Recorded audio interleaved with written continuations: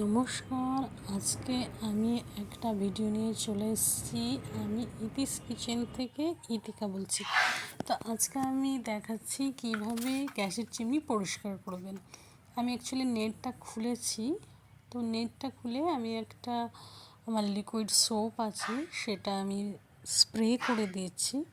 সোপটা আমি পরে দেখাবো।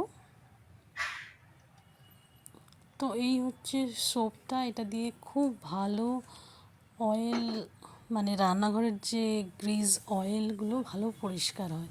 তো এইটা কিছুক্ষণ স্প্রে করে আমি রেখে দিয়েছি। তারপর একটা শুকনো কাপড় ছেঁড়া নিয়েছি, সেই ক্লথটা দিয়ে আমি আস্তে আস্তে করে তুলবো। তো আমি সোপটা স্প্রে করে কিছুক্ষণ রেখেছি।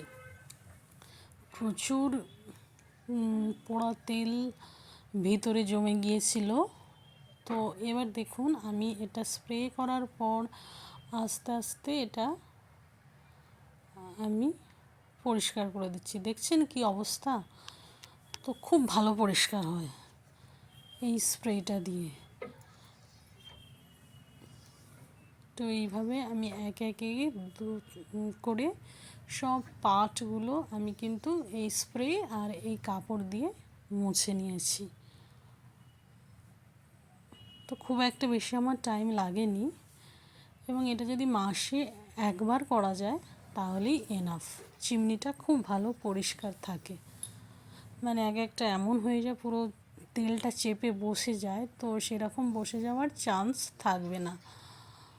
তো এই স্প্রেটা খুবই ভালো। আপনার যাদের যাদের কিচেনের চিমনি আছে, তো এই স্প্রেটা ইউজ করতে পারেন।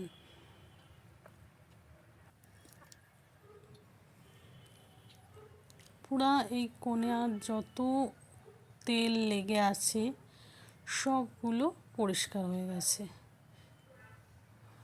এই যে ভিতরের এইগুলো সবগুলো পরিষ্কার করার আগে ভালো করে স্প্রেটা চতুর্দিকে স্প্রে করে দিতে হবে।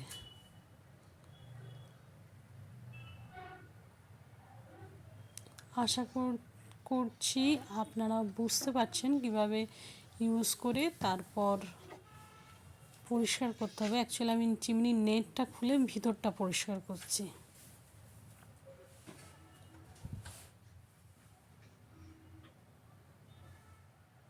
এবার দেখুন কতটা পরিষ্কার হয়ে গেছে।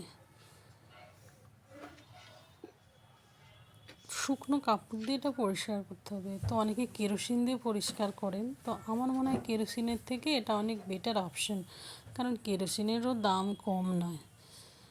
কেরোসিনেরও ভালো দাম আছে, উল্টে কেরোসিনটা খুব বাজে একটা গন্ধ ছাড়ে।